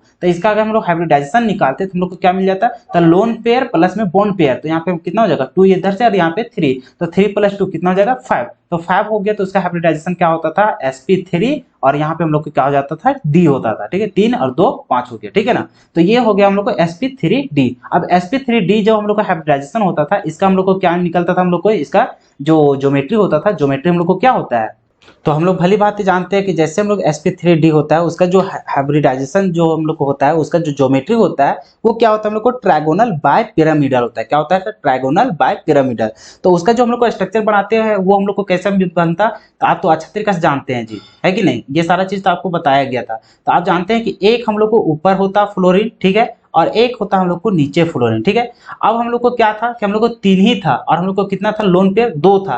तो 2 लोन पेयर जब होता है तो आप क्या करते हैं, इधर हम लोग शिफ्ट कर देते हैं, है कि नहीं। जब हम लोग जब भी ट्रायगोनल बाय पिरामिडल बनाते हैं तो उसमें अगर हम लोग को लोन पेयर रहता है 2 लोन पेयर, तो हम लोग इधर दिखाते हैं और जो हम लोग को एक बॉन्ड पेयर जो बच जाता है उसको हम लोग इधर बना देते हैं, ठीक है। तो जो आपका इसका जो करेक्ट आंसर जो होता है, आपका जो स्ट्रक्चर करेक्ट होता है फर्स्ट का, वो हम लोग को इस तरह से बनता, ठीक है। तो ये था आपका फर्स्ट नंबर का। अब हम लोग चलते हैं सेकंड नंबर में। सेकंड नंबर में आपका क्या है, H2S2O7 है, ठीक है। तो H2S2O7 का लिए हम लोग क्या करेंगे, एक तो रफली हम लोग बना लेंगे। आपको बार बार बता रहे थे कि हम लोग सबसे पहले रफली हम लोग बनाने की कोशिश करेंगे। तो हम लोग क्या पे क्या किए, सल्फर हम लोग 2 गो बना लिए, ठीक है। अब हम लोग को क्या करना है, जब भी हम लोग देखते हैं कि सल्फर के साथ हम लोग क्या करते हैं कि ऑक्सीजन हम लोग को डबल बॉन्ड के साथ एक को कम से कम तो बनाता ही बनाता है, ठीक है। और साथ ही साथ हम लोग ये भी जानते हैं कि जब हम लोग ऑक्सीजन और हाइड्रोजन देखते हैं कोई भी मॉलिक्यूल में, तो हाइड्रोजन क्या करता है, कोशिश करता है किसके साथ जाने के लिए, तो ऑक्सीजन के साथ ही जाने के लिए कोशिश करता है। तो सबसे पहले हम लोग एक तो एटलीस्ट एक तो हम लोग क्या करेंगे, तो यहाँ पे एक ऑक्सीजन हम लोग सल्फर के साथ तो लगाएंगे ही लगाएंगे। ये तो हम लोग को जब भी हम लोग सल्फर के साथ ऑक्सीजन देखेंगे तो हम लोग को फिक्स है कि उसके साथ एक हम लोग डबल बॉन्ड के साथ जोड़ेंगे ही जोड़ेंगे, ठीक है। अब आगे चलिए। अब हम लोग को ऑक्सीजन है और यहाँ पे हाइड्रोजन है, तो एक ऑक्सीजन हम लोग इधर लेते हैं और इसके साथ हम लोग हाइड्रोजन जोड़ देते हैं। उसी तरह से इधर भी हम लोग कोई ले लेते हैं ऑक्सीजन और उसके साथ हम लोग को हाइड्रोजन जोड़ देते हैं। अभी तक हाइड्रोजन हम लोग को खत्म हो चुका है, लेकिन हम लोग के पास यहाँ पे जो ऑक्सीजन है, ऑक्सीजन हम लोग को 7 है, लेकिन अभी तक हम लोग क्या दिखाएं, 4 को दिखाएं, ठीक है। अब फिर उसी तरह से हम लोग यहाँ पे क्या दिखा सकते हैं, डबल बॉन्ड दिखा सकते हैं ओ, और यहाँ पर भी डबल बॉन्ड ओ दिखा सकते हैं। अभी हम लोग जैसा कि जानते हैं सल्फर के साथ सल्फर के पास कितना इलेक्ट्रॉन होता है, 6 इलेक्ट्रॉन होता है। तो 2 यहाँ हो गया, 2 यहाँ 4 और 1 यहाँ पर 5 हो गया। तो अभी भी 1 इलेक्ट्रॉन इसका बचा हुआ है, उसी तरह से इसका भी 1 इलेक्ट्रॉन तो बचा होगा। अब देखिए आपके पास कितना ऑक्सीजन बचा हुआ है, तो यहाँ पे 3 इधर 3 इधर 6 हो गया। आपके पास सिर्फ और सिर्फ एक ही ऑक्सीजन जुड़ा मतलब कि बचा हुआ है, और एक ऑक्सीजन को इस तरह से जोड़ना है कि दोनों तरफ हम लोग को हो जाए, तो इस तरह से हम लोग को जोड़ देना था। अब ये हम लोग को करेक्ट तो बना नहीं, अब इसको हाइब्रिडाइजेशन के अनुसार इसको सजाएंगे। अब यहाँ पे देखिए हम लोग को सिग्मा बॉन्ड कितना है, क्योंकि यहाँ पे हम लोग को तो कहीं लोन पेयर तो दिखा नहीं, तो हम लोग को सिग्मा बॉन्ड कितना हो गया, तो 2 यहाँ से, एक यहाँ 3 से और यहाँ एक 4 हो गया। तो 4 हो गया, इसका मतलब है हम लोग को sp3 हो जाएगा। और sp3 जब होता है तो इसका जब हम लोग हाइब्रिडाइजेशन लिखते हैं तो हम लोग को क्या होता था, उसका मतलब कि हाइब्रिडाइजेशन जो होता है उसका जो स्ट्रक्चर होता है, वो स्ट्रक्चर आपका क्या बनता है, तो टेट्राहेड्रल होता है। क्या बनता है हम लोग को, टेट्राहेड्रल। और टेट्राहेड्रल बनाने तो आप जानते हैं, तो उसी तरह से इसको भी सजा देंगे। तो एक तो हम लोग को इस तरह से लिखेंगे, ठीक है। इधर हम लोग क्या करेंगे, OH लिख तो देंगे, ठीक है। चलिए अब यहाँ पर क्या लिखेंगे, ऑक्सीजन लिखेंगे, और साथ ही साथ एक ऐसा हम लोग यहाँ पे ऑक्सीजन को जोड़ने की कोशिश करेंगे जो हम लोग को लगे क्या चीज, कि वो हम लोग बना रहे हैं टेट्राहेड्रल के स्ट्रक्चर, ठीक है। तो उसी टाइप से हम लोग को दिखना भी चाहिए, ठीक है ना। चलिए तो आप अगर इस तरह से बना करके आए होंगे तो आपका सही आंसर वहां पे हो जाएगा, ठीक है। तो ये था आपका सेकेंड नंबर का आंसर, ठीक है। तो इस तरह से आपको बनाना था किसका, तो S2 किसका था, H2S2O7 का। अब चलते हैं हम लोग थर्ड नंबर में। थर्ड नंबर आपका क्या है हम लोग को, तो HClO2 है। तो फिर यहाँ पे सेंट्रल एटम आपको क्या चाहिए, क्लोरीन। तो क्लोरीन है, तो यहाँ पे आपका क्या करना है, चलिए इसको थोड़ा सा छोटा कर लेते हैं और अच्छा तरीके से आप यहाँ पे बनाने की कोशिश करेंगे हम लोग। चलिए क्या था हम लोग को, HClO2। तो यहाँ पे हम लोग देख रहे हैं कि क्लोरीन हम लोग लेंगे, क्या चलेंगे हम लोग, क्लोरीन लेंगे, ठीक है यहाँ तक। चलिए अब हम लोग क्या करेंगे, क्लोरीन तो ले लिए, साथ ही साथ हम लोग को क्या करना है, हाइड्रोजन भी है और ऑक्सीजन भी है। तो हाइड्रोजन ऑक्सीजन तो हम लोग समझ गए, इसके पास कितना इलेक्ट्रॉन होता है, सबसे पहले दिखा लेते हैं, 7 है। तो 7 यहाँ पे हम लोग पहले दिखाने की कोशिश करते हैं, यहाँ कोई दिक्कत नहीं। चलिए अब हम लोग क्या करेंगे, यहाँ पे ऑक्सीजन है, ऑक्सीजन और हाइड्रोजन भी है, तो ऑक्सीजन और हाइड्रोजन के साथ ही मतलब कि जुड़ना चाहेगा, तो यहाँ पे क्या करेंगे, हाइड्रोजन को ऑक्सीजन के साथ जोड़ दिए। अभी भी आपके पास कितना ऑक्सीजन था, 2 था, जिसमें से एक आप जोड़ दिए। अब एक ऑक्सीजन जो रहेगा वो डबल बॉन्ड के साथ जाएगा। अब देखिए आपके पास कितना इलेक्ट्रॉन यहाँ पे बचा हुआ है, तो एक अभी और ऑक्सीजन बचा ही हुआ था, तो उसको भी हम लोग यहाँ पे जोड़ दिए। तो अभी आपके पास कितना लोन पेयर बचा, तो यहाँ पे हम लोग देख रहे हैं 2 लोन पेयर बचा हुआ है। ठीक है, तो 2 लोन पेयर बचा हुआ है, तो हम लोग फिर निकालेंगे इसका हाइब्रिडाइजेशन। तो कैसे निकालते हैं हम लोग, तो सिग्मा बॉन्ड प्लस में क्या कैसे निकालते हैं, सिग्मा बॉन्ड और लोन पेयर। तो यहाँ पे एक सिग्मा, यहाँ पर एक सिग्मा, कितना हो गया, 2 सिग्मा और 2 लोन पेयर। तो फिर हम लोग को क्या बन गया, तो 4 आ जाएगा हाइब्रिडाइजेशन, जिसका हम लोग क्या लिखेंगे, sp3 लिखेंगे। और ये भी हम लोग को कैसा बनेगा, तो ये भी हम लोग को टेट्राहेड्रल के जैसा बनेगा। तो फिर इसको बना ही देते हैं। तो सबसे पहले हम लोग देखते हैं कि यहाँ पे हम लोग क्लोरीन लिखेंगे, क्या लिखेंगे, क्लोरीन। अब इसके ऊपर हम लोग यहाँ पे क्या करते हैं, एक लोन पेयर दिखा देंगे, एक इधर भी हम लोग लोन पेयर दिखा देते हैं, कोई दिक्कत यहाँ तक नहीं। अब यहाँ पे क्या हो जाएगा, ऑक्सीजन हो जाएगा, और यहाँ पे क्या हो जाएगा हम लोग को O, और यहाँ पे क्या हो जाएगा, H हो जाएगा। ठीक है, तो ये था आपका 3 नंबर का आंसर। ठीक है, तो अगर आप इस तरह से बनाए होंगे तो आपका सही हो जाएगा। अब ये जो आपका यहाँ पे लिखने का तरीका है, आप इधर भी लिखे होंगे, इधर भी लिखे होंगे, ये किसी तरह से लिखिए, आपका उतना मायने नहीं रखता है। ठीक है ना, कहीं से भी देखिएगा तो उसका स्ट्रक्चर एक ही देखने को मिलता है। चलिए अब क्वेश्चन नंबर 4 में देखते हैं। तो ये क्या चाहिए हम लोग को, XeF6 है, तो यहाँ पर भी हम लोग देखते हैं Xe बना लिए। इसके पास कितना इलेक्ट्रॉन होता है, 8 होता है। चलिए तो 8 यहाँ पे हम लोग दिखा लेते हैं। अब यहाँ पे कितना है फ्लोरीन, 6, तो 6 के हम लोग साथ क्या बनेगा, फ्लोरीन, तो हम लोग को जुड़ जाएगा। तो यहाँ पे 2 हो गया, 3, 4, 5 और इधर से 6 हो गया। ठीक है, और एक हम लोग को क्या बच गया, तो लोन पेयर हम लोग को बच गया। तो हम लोग यहाँ पे जब इसका हाइब्रिडाइजेशन निकालेंगे तो 6 तो हम लोग सिग्मा बॉन्ड और एक हम लोग को लोन पेयर, तो टोटल कितना हो गया हम लोग को, 7 हो गया। और 7 के लिए हम लोग क्या लिखेंगे यहाँ पे, तो sp3 हो जाएगा d, तो यहाँ पे 4 हो गया, और यहाँ पर कितना हो जाएगा, 4 हो जाएगा। ठीक है, तो ये हो गया हम लोग को sp3d4। तो इसका जो हम लोग को हाइब्रिडाइजेशन जो मतलब इसका जो हम लोग को ज्योमेट्री होता था sp3d4 का, और सॉरी यहाँ पे तो 4 तो होगा ही नहीं, ये तो हम लोग को 3 ना होगा जी, तब ना। देखिए 3 और 3 6 और 1 7, क्योंकि हम लोग को साथ ही तो बन नहीं रहा है, 4 करते तो वो हम लोग को 8 ना हो जाता।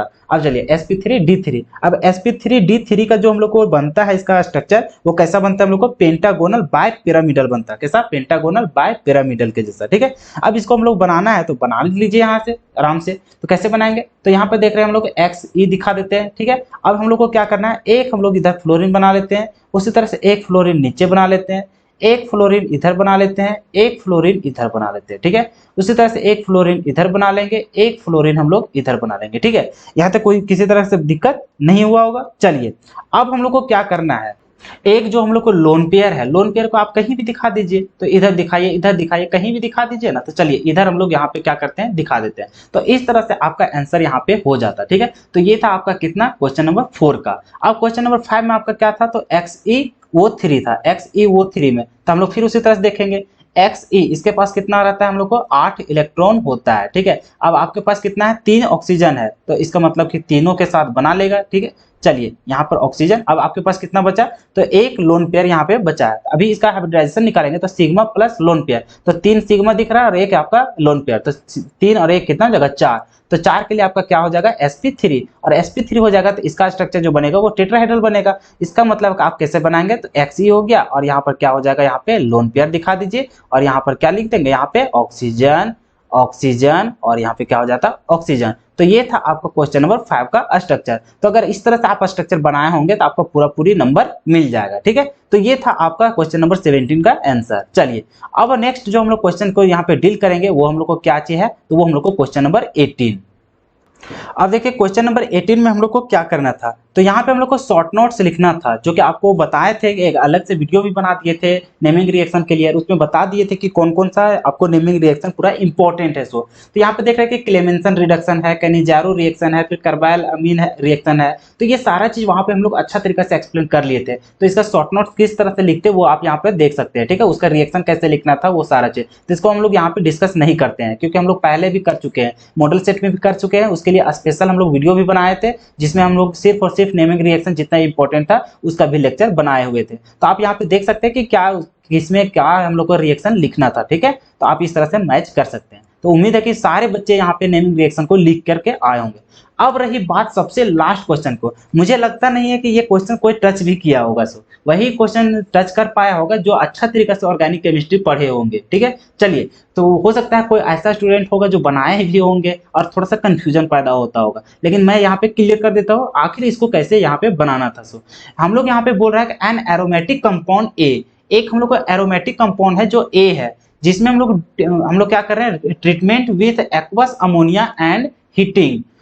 तो हम लोग को क्या फॉर्मेशन कर रहा है, तो बी कंपाउंड हम लोग को फॉर्मेशन कर रहा है, मतलब कि जो हम लोग को एरोमेटिक कंपाउंड है वो हम लोग ए मान के चला है। ठीक है, अब उसमें हम लोग को रिएक्शन करवा रहे हैं किसके साथ, तो हम लोग एक्वस अमोनिया के साथ, और उसमें हम लोग हीट दे रहे हैं। ठीक है, तो उसके बाद हम लोग को जो फॉर्मेशन हो रहा है कंपाउंड वो हम लोग को बी बन रहा है। ठीक है, अब बी में भी हम लोग को क्या कर रहे हैं, उसमें हम लोग Br2 के साथ हीट कर रहे हैं, और साथ ही साथ हम लोग क्या कर रहे हैं, KOH भी वहां पे डाल रहे हैं। तो उतना करने के बाद जो आपका प्रोडक्ट बन रहा है वो प्रोडक्ट सी बन रहा है, और जो सी बन रहा है प्रोडक्ट, उसका जो मॉलिक्यूलर फॉर्मूला है वो क्या है आपका C6H7 और N है। ठीक है, तो हम लोग को यहाँ पे लिखना है right the structures and IUPAC name of the compounds ABC। तो यहाँ पे जो प्रोडक्ट बन रहा है CBA, तो तीनों में से हम लोग को लिखना है कि उसका प्रोडक्ट आखिर बन कौन सा रहा है, उसका स्ट्रक्चर हम लोग को वहां पे बनाना है। ठीक है, और साथ ही साथ उसका IUPAC नेम भी हम लोग को लिखना है। तो इतना अगर करेंगे तो आपको क्या मिलता है, तो फुल में फुल मार्क्स मिलता 5 नंबर। तो ये देखिए यहाँ पे कहना क्या रहता है, तो हम लोग मान के चलिए यहाँ पे ए कंपाउंड लिए थे जो हम लोग को एरोमेटिक कंपाउंड है। ठीक है, इसमें हम लोग रिएक्शन करवा रहे थे किसके किसके साथ, तो एक्वस अमोनिया के साथ। तो यहाँ पे हम लोग को क्या देखे, एक्वस अमोनिया के साथ, तो NH3 हो जाएगा। ठीक है, तो इसके साथ हम लोग रिएक्शन करा रहे हैं, और साथ ही साथ हम लोग क्या रहे हैं, हीट भी दे रहे थे। तो हीट देने के बाद हम लोग को जो कंपाउंड बन रहा है वो हम लोग कंपाउंड बी बना। ठीक है, अब इसमें भी हम लोग को क्या कर रहे हैं, तो रिएक्शन करवा रहे हैं Br2 के साथ, क्या चीज किसके साथ, तो Br2 के साथ, और साथ ही साथ किसके साथ, तो KOH के साथ। क्या चीज कर रहे हैं हम लोग, KOH के साथ भी हम लोग यहाँ पे रिएक्शन करा रहे हैं, और साथ ही साथ हम लोग हीट भी यहाँ पे दे रहे हैं। ठीक है, तो इतना करने के बाद हम लोग को क्या बन रहा है, प्रोडक्ट सी बन रहा है। अब ये जो प्रोडक्ट बन रहा है इसका मोलिक्यूलर फॉर्मूला हम लोग को दे दिया है। मोलिकुलर फॉर्मूला क्या दिया है, तो C6H7 और N दिया हुआ है। ये चीज हम लोग को दिया हुआ है कि जो प्रोडक्ट सी बन रहा है वो उसका मोलिकुलर फॉर्मूला हम लोग को, ये चीज हम लोग को दिया हुआ है। अब इसी के भांति आपको बताना है कि आखिर ये जो सी का हम लोग पता चल गया, यानी इसका स्ट्रक्चर तो नहीं पता है कि आखिर बन क्या रहा है। सो इस तरह का फॉर्मूला के अनुसार तो हम लोग बहुत सारा चीज बना सकते हैं। तो इसी तरह से हम लोग को फिर फाइंड आउट करना है कि आखिर ए जो होगा वो हम लोग को कौन सा यहाँ पे कंपाउंड होगा, उसी तरह बी जो होगा वो कौन कंपाउंड हुआ होगा। फिर हम लोग को सारा चीज का हम लोग को स्ट्रक्चर बनाना है, और साथ ही साथ क्या करना है, हम लोग को उसका IUPAC नेम भी लिखना है। ठीक है, तो यहाँ पे अगर आप ऑर्गेनिक केमिस्ट्री अच्छा तरीके से पढ़े होंगे तो आपको अच्छा तरीके से समझ में आएगा कि यहाँ पे हम लोग कर क्या रहे हैं। तो यहाँ पे जो हम लोग ए के जगह जो हम लोग को कंपाउंड रखेंगे वो कंपाउंड हम लोग क्या रखेंगे, ए के जगह हम लोग रखते क्या चीज, तो यहाँ पे हम लोग रखना पड़ता C6H5 C डबल बॉन्ड, मतलब C डबल वो, और यहाँ पे क्या रखना पड़ता है हम लोग को, Na रखना पड़ता है। ठीक है, जिसको हम लोग क्या बोलते हैं, सोडियम बेंजोएट बोलते हैं। साथ ही हम लोग आगे तो IUPAC नेम लिखे लेंगे, लेकिन इसके अनुसार पहले हम लोग लिखने की कोशिश करते हैं। तो ये जो हम लोग को रहेगा, ये हम लोग को क्या रहेगा, ए होगा। ए में जो कंपाउंड होता है वो हम लोग को ये चीज रहता है। ठीक है, अब यहाँ पे जो हम लोग रिएक्शन कर रहे हैं तो वही चीज आप लिख लीजिएगा। ठीक है ना, तो वो चीज आप लिख लीजिएगा। फिर हम लोग को जो बी जो प्रोडक्ट बनता, वो प्रोडक्ट हम लोग को क्या बनता, तो बेंजामाइड बनता। क्या बनता हम लोग को, बेंजामाइड, जिसका स्ट्रक्चर क्या होता है, तो हम लोग को इस तरह से बनेगा। ठीक है, यहाँ पे हम लोग को बेंजीन रहेगा, और यहाँ पे क्या रहेगा, CONH2 रहेगा। ठीक है, तो ये हम लोग को बेंजामाइड होता है। ठीक है ना, उसके बाद हम लोग को क्या करना था, फिर हम लोग को ये जो हम लोग को यहाँ पे दे रहे हैं, इसका मतलब है कि वही चीज आप लिख लीजिएगा। ठीक है ना, तो वो चीज फिर हम लोग रिएक्शन कराएंगे जो हम लोग को सी बन रहा था, सी में जिसका मॉलिक्यूलर फॉर्मूला क्या था, C6H7 और N था। तो उसका जो स्ट्रक्चर बनता वो हम लोग को क्या बनता, वो हम लोग को एनिलीन बनता। क्या बनता जी, एनिलीन। इसका अगर आप देखेंगे मॉलिक्यूलर फॉर्मूला तो वही चीज आपको देखने को मिलेगा। ठीक है, तो ये चीज आपको बनता। अब हम लोग को जब पूछ ही दिया था अच्छा तरीका से कि उसका क्या बनाना था, स्ट्रक्चर बनाना था, और हम लोग को क्या बनाना था, ये हम लोग को क्या चाहिए, ये हम लोग को बी है, और ये हम लोग को क्या है, सी है। तो हम लोग को स्ट्रक्चर बनाना ही है, नोमेनक्लेचर लिखना ही है, तो सभी चीज अच्छा तरीके से करते हैं ना। तो सबसे पहले हम लोग देखते हैं यहाँ पे स्ट्रक्चर, क्या चीज देखते हैं हम लोग, स्ट्रक्चर। तो यहाँ पे देखते हैं हम लोग ए का जो हम लोग स्ट्रक्चर बनाएंगे वो हम लोग कैसे बनाएंगे, तो अच्छा से बना दीजिए आराम से। उसका बेंजीन बना लीजिए आराम से, क्योंकि आपको पता चल गया उसका मोलिकुलर फॉर्मूला। चलिए, बेंजीन हो गया। अब इसके ऊपर क्या लिखना आना था, C डबल बॉन्ड, मतलब C डबल वो लिखना था, और यहाँ पे साथ ही साथ क्या देना था, Na देना था। ये हो गया आपका ए नंबर। अब उसी तरह से बी नंबर, तो बी नंबर तो आपको पता चल ही गया जी क्या चीज था, यहाँ तो ऊपर तो बना ही दिए। तो यहाँ पे क्या हो जाएगा, यहाँ पे हम लोग लिखे CONH2 हो गया। ठीक है, अब यहाँ पर सी नंबर का जो हम लोग यहाँ पे देखे तो ये हम लोग को क्या बन गया, एनिलीन बन गया। क्या चीज बन गया हम लोग को, एनिलीन हम लोग को बन गया। ठीक है, चलिए फिर हम लोग को जो करना था वो हम लोग को क्या करना था, स्ट्रक्चर का जो हम लोग को नोमेनक्लेचर लिखना था, मतलब आईयूपीएसी जो हम लोग को लिखना है वो हम लोग को यहाँ पे क्या करना है, उसका नाम लिख करके दिखाना था, तब हम लोग को फुल में फुल मार्क्स मिलता। ठीक है, तो एक तो प्रोसेस वो था, एक सेकंड प्रोसेस जो था हम लोग को उसका सही स्ट्रक्चर बनाना। फिर थर्ड में हम लोग को क्या था, उसका आईयूपीएसी नेम भी यहाँ पे लिखना है। देख सकते हैं आप ऊपर बोला था, साफ साफ यहाँ पे बोला है, क्या चीज लिखा था, IUPAC name of the compounds A B and C का। तो यहाँ पे हम लोग के सभी जितना हम लोग प्रोडक्ट बना है ए बी सी सभी को हम लोग क्या करेंगे, यहाँ पे नोमेनक्लेचर करेंगे। चलिए तो एक एक करके नोमेनक्लेचर लिखते हैं। तो कुछ करना नहीं था, उसका जो नाम होता है ना वही नाम यहाँ पे लिखते हुए चले जाना था। जैसे कि ए का जो हम लोग प्रोडक्ट बनाए थे, जो हम लोग वहाँ पे रिएक्टेंट जो लिए थे वो हम लोग को क्या था, सोडियम बेंजोएट। तो वही चीज हम लोग को यहाँ पे लिखना था, क्या लिखना था हम लोग को, सोडियम बेंजोएट लिखना था। ठीक है, चलिए बेंजोएट लिखना था। ठीक है, चलिए तो ये हो गया हम लोग को ए का नाम। उसी तरह से हम लोग यहाँ पे देखेंगे कि बी का क्या था, तो बी का हम लोग देखे वहां पे बेंजामाइड, देखे क्या चीज लिखे हम लोग, बेंजामाइड। तो वही चीज हम लोग यहाँ पे भी लिखना था। तो ये हो गया हम लोग को क्या चीज, बेंजामाइड हो गया।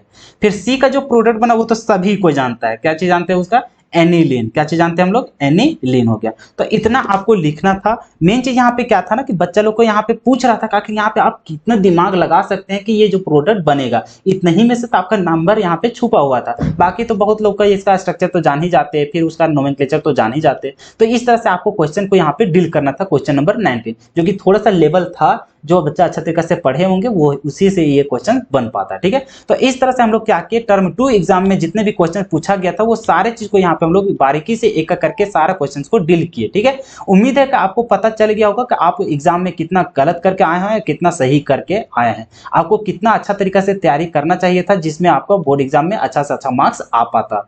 लेकिन उम्मीद है कि आप सभी अच्छा तरीका से एग्जाम को लिख पाए होंगे, है कि नहीं, और आपको फुल में फुल मार्क्स आ सकता है। हो सकता है एक दो क्वेश्चंस में, देखो टॉपर तो डिसाइड यही सबसे ना होगा, पूरा अगर सही सही मतलब कि आसान ही सारा क्वेश्चन अगर दे दे तो आखिर टॉपर कैसे डिसाइड होगा। इसी चलते एक दो क्वेश्चन ऐसा होता है कि उसको थोड़ा सा घुमाया जाता है, ताकि वहां से हम लोग को टॉपर डिसाइड किया जा सके, है कि नहीं। अब नहीं तो सारा बच्चा क्या करेगा, फुल में फुल ला के बैठ जाएगा। और उतना भी टफ नहीं था, मानिए तो आप अगर मॉडल सेट का क्वेश्चन देखेंगे तो सारा मॉडल सेट का ही तो क्वेश्चन है। बाकी जो टफ है तो देखिए, मान के चलिए 5 गो क्वेश्चन था, 5 गो में से 3 गो मतलब 2 क्वेश्चन आपका टफ था, लेकिन 3 क्वेश्चन तो था ना जी आपका इजी। तो 3 क्वेश्चन जब इजी था और वो सारा कुछ आपको मॉडल सेट से ही तैयार किया गया था, तो आप तो उसको बना ही लेते, और बना लेते तब भी तो आपको 15 में 15 नंबर मिल गया, तो आपको कहाँ से मार्क्स कटेगा। तो इस तरह से अगर आप अच्छा तरीका से बनाए होंगे, उम्मीद है कि सारा का एग्जाम अच्छा गया होगा, क्योंकि उतना भी टफ नहीं था, बहुत आसान क्वेश्चन आपके बोर्ड एग्जाम में पूछा गया है। ये पहला बार ऐसा देखा गया है कि इतना आसान क्वेश्चन पूछा जा रहा है, वो भी सारा का सारा मॉडल क्वेश्चन से,